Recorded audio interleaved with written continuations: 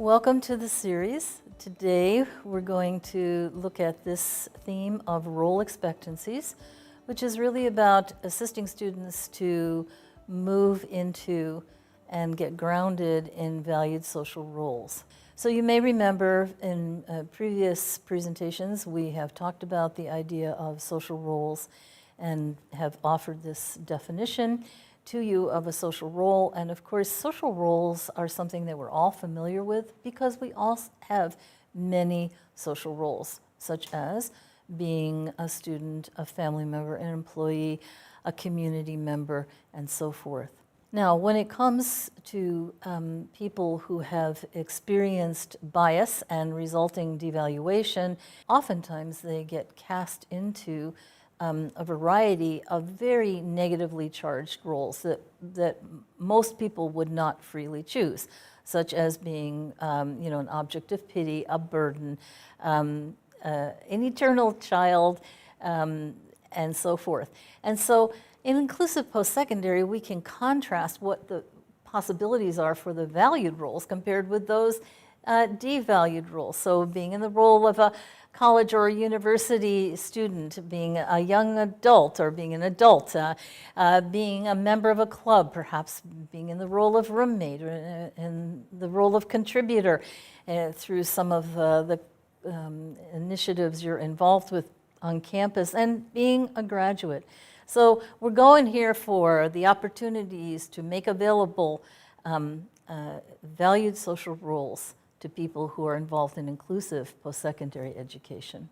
So what can be done to assist students to actually find and move into and get grounded in valued social roles within inclusive post-secondary education? Let's just think a little bit about the process of identifying roles. So some roles, when you are involved in inclusive post-secondary education, are a given.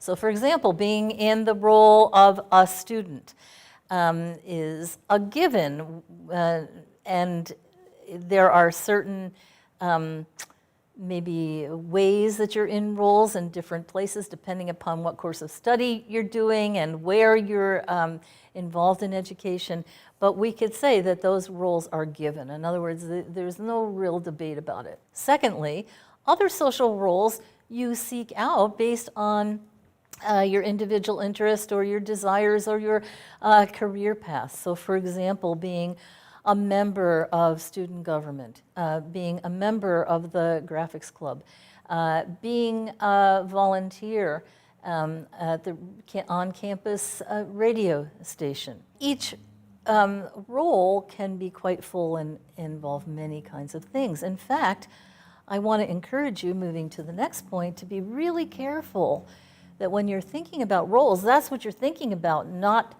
just activities. Because every role comes with lots of potential activities. So as a student, right, there are many activities that you would be engaging in. Again, dependent upon the course of study you're doing, the professors, the instructors, the teachers, requirements, and so forth. For example, showing up for class, preparing your assignments, participating in class, maybe meeting with a professor, participating in online small group work.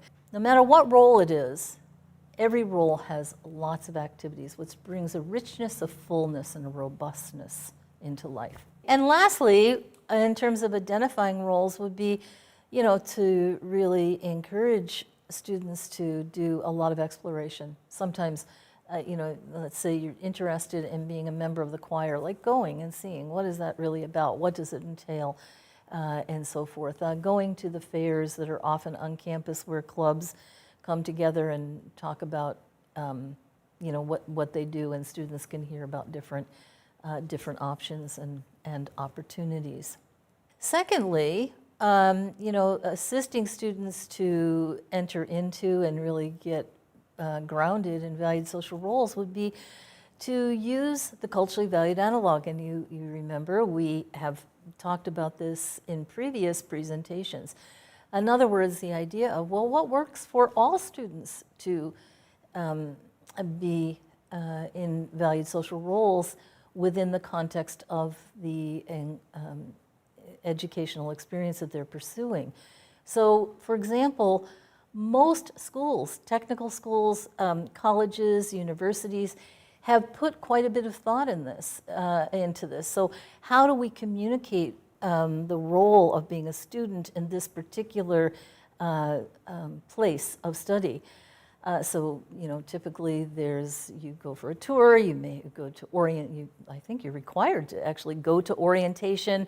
They have meetups, for students to get together, sometimes even before they come to campus or start attending classes. And so there are a number of different ways, and those are readily available. So that would be, what we would first of all think about is accessing those typical ways that are already available. So if we think about students, okay, let's say there's a student there in the center, and that person is new. They're not quite sure, how to be in the role of being a student in general. So what do? They look to see what are the expectancies. Or somebody says to them, okay, now you make sure when you go to class, you really listen to the professor so you hear what the expectancies are. So expectancies are conveyed to the student in a variety of ways. And then if you really want to be in the role of student, what happens? You begin to try to do what's being asked of you. And as you try it out, and you're getting a little bit better at it, you're understanding more what to do, then people around you see you really moving into that role. So as you begin to perform, do what is expected, people see you entering into the role. You start feeling pretty good, like, well, I think I'm really getting this down. I know what I should do as a student in this particular class. And so then, when people see you getting stronger in the role, they continue to get the expectancies and maybe even more expectancies. And then that leads to you getting stronger in the role, maybe taking on more of the responsibilities of the role or the activities of the role. This is what we can really understand, I think, when you think about your own life. This is relevant for everybody who's listening to this presentation. And it's relevant for all of our different roles. Some of you may be employees, for example, and you think about, when you take a new job, expectancies are conveyed to you. And if you want to be successful, you try to do what is being expected of you. And as you do that, the people see you performing, convey more expectancies, you get stronger, and so on and so forth. So there's this interaction between expectancies and performance. Moving forward, we can think about, okay, how do expectancies get conveyed to someone about a particular role? Well, first of all, by the physical setting that people are in. So physical settings convey expectancies. When a person is in a post-secondary inclusive initiative located in typical kinds of universities, colleges, technical schools, and so forth, that physical environment conveys the expectancy that you are going to be a student, if that's the role that you're seeking. Your personal presentation, you're going to be looking around, right, and thinking and watching to see, okay, what do people wear and how do they present themselves? And particularly, let's say you're a student in a particular class, you're going to kind of be watching, how do people dress when they come to class? How do they interact with the professor? Even the same thing in terms of social roles, So, being a roommate in the dorm, you're going to learn from other people who are also roommates, right? Like about engaging with roommates and so forth. So, the personal presentation, and that could even be your personal style. You may have a personal style that is really a good fit for some situations, and maybe even, with some professors or teachers, and then, you know, maybe you have to work at your personal presentation in a particular class to convey a particular message about who you are and how serious you are as a student and so forth. Another, thinking about that, the dynamics of role expectancy, another way that expectancies get conveyed is by the social context you're in, not just the physical environment, but the people who are around you. So, you know, this would include not only instructors and professors and other students, obviously, but, you know, advisors, administrators, all of the people that you would come into contact as you are moving into the role of being a student in inclusive post-secondary education. And then the language.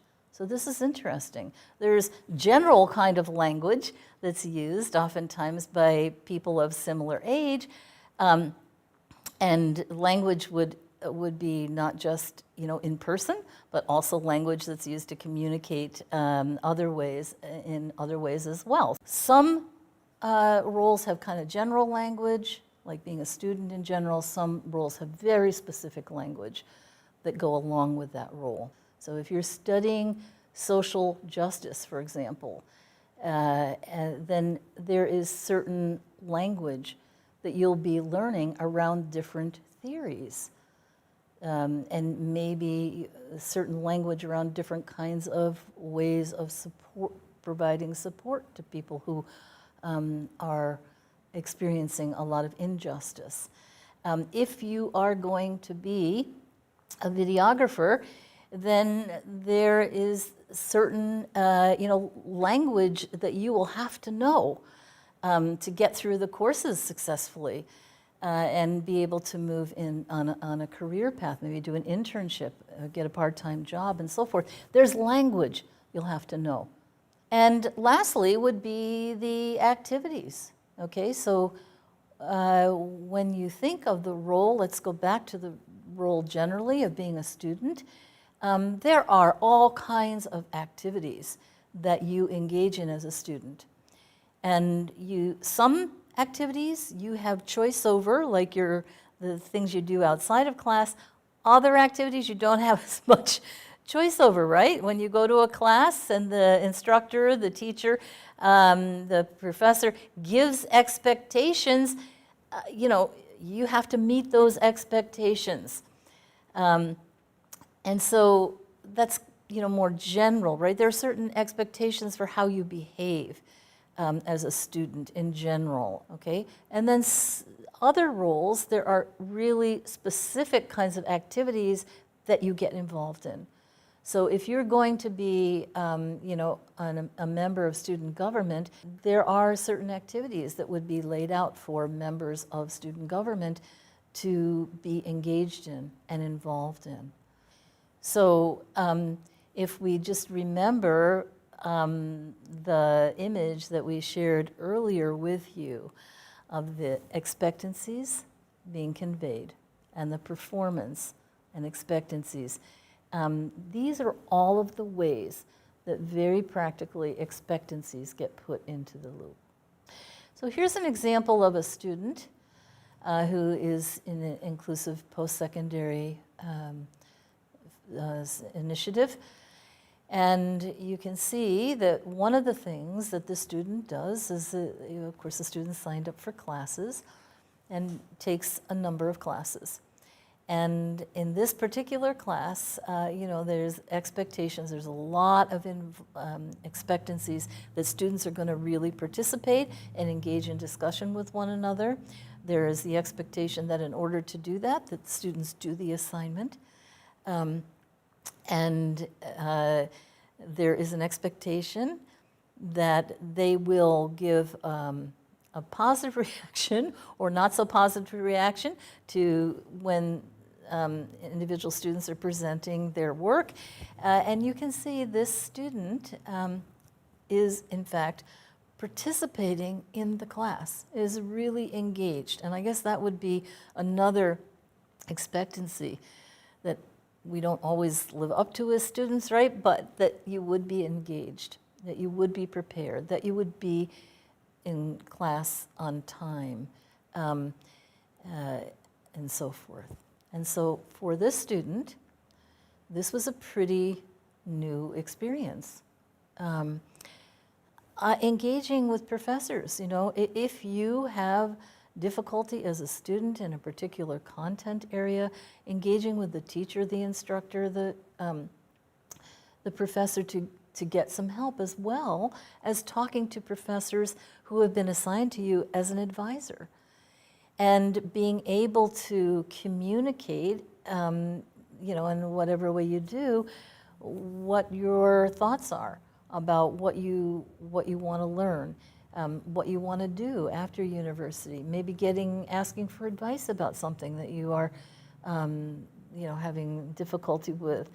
So engaging with professors in any number of ways, not only in class, but outside of class as well, or instructors or teachers, is also part of being in the role of student. And that expectancy, gets conveyed to the student. Sometimes students, all students, need help following through on that expectancy, right? But this is all part of the student role. And then, I think most students come to inclusive post-secondary education with the idea that there will be graduation and there will be credentials that you've earned. And so, and even just being in the role of participant, or at the graduation ceremony, there are so many expectations of what you wear, and which side the tassel is on, and where you're going to sit, and how you're going to go up to get your diploma, and so forth. And so there come all kinds of expectations, and usually, there are those natural supports in place for people to understand those expectancies. But sometimes, students, and this is true for all students, will need some kind of extra reminders or explanation. The third thing that we want to think about is actually conscious, intentional use of those role communicators. Sometimes it's really helpful to actually take a role and then, do some research on it, and then, write down expectancies for this particular role. So here's another example of a student who is involved as a student in inclusive post-secondary education, and is studying dance, and has taken a variety of different dance classes. Interesting, each dance class has different expectations that are conveyed by the physical environment where the classes are held, and by the social context, the people around the person, around the student, and the activities that are expected of you and are different for each course. This particular course, part of what you do is you watch dances, and then you give feedback to the people who have created the dances and are performing them, and then you think about how that helps you in the kind of dance that you're doing. And another, being in the role of a friend, which is challenging, right? You don't just boom enter into the role of friend. First of all, you engage with people who maybe have similar interests, similar experiences, and then eventually when you feel that kind of click and you say, gee, I think I'd like to get to know this person better and become friends. Well, how do we do that naturally? The culturally valued analog is we use those role communicators to get stronger in the role. And so sometimes people are able to figure that out for themselves, and sometimes people need advice in order to do that. Advice maybe from people who are a little bit more experienced in life, who maybe understand this information as well, who can be very focused in advising the student.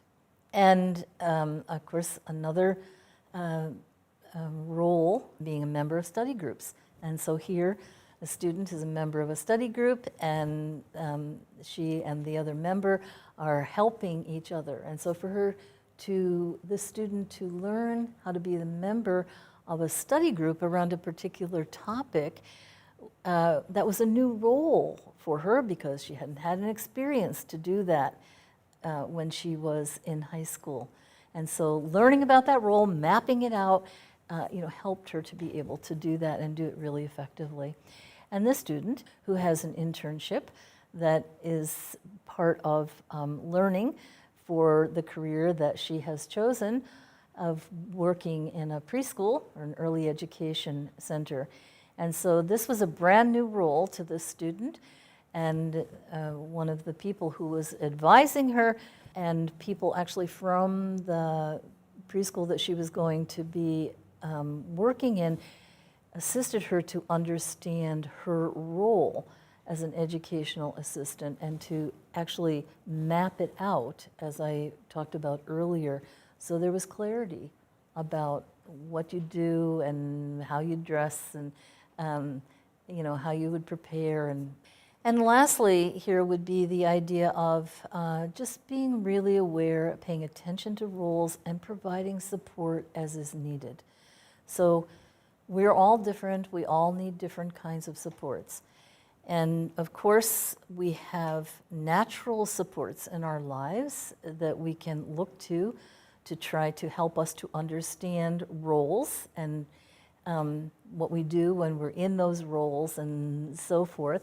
And sometimes it's a combination of natural supports as well as some supports that actually, have made a commitment to provide support. So it might be someone who has taken on the role of being a mentor, who is, another student, maybe an upperclassman who has said, I would be willing to assist the student, or maybe a classmate who says, I'd be willing to assist you in this class to make sure that you are doing what the professor or what the teacher expects us to do. And oftentimes it's a combination of those kinds of supports. So this is just a story to kind of illustrate that of a young woman who was very romantically involved with a partner and really wanted to engage in intimate relationships, and so talked to friends about that and other students, the age of a similar age, some students who had a little bit more experience than she had, and also sought out advice from the health center on campus, so it would have been a nurse, and also, talked to an advisor who was helping, who was a person who actually worked in inclusive post-secondary education initiative and provided advice, was an advisor, a person with a little bit more life experience, right? So it was a combination of all those kinds of supports, like very natural supports to the people who were actually in a paid position who could provide information. So I would like to conclude this presentation by offering some questions for you to consider and to discuss together. First of all, why do you think it's important for students who are engaged, enrolled in inclusive post-secondary initiatives to have access to valued social roles? Can you think of the variety of roles that are available to students in inclusive post-secondary study? And that would be, at different places of study. And to think about your role, whether you are a faculty member, whether you are an instructor, whether you are an administrator, whether you are another student, whether you are part of the people who are paid to provide the support within the Inclusive Post-Secondary Initiative. Just think about what can you do within the context of your role to assist students to find, move, and get rooted in valued social roles.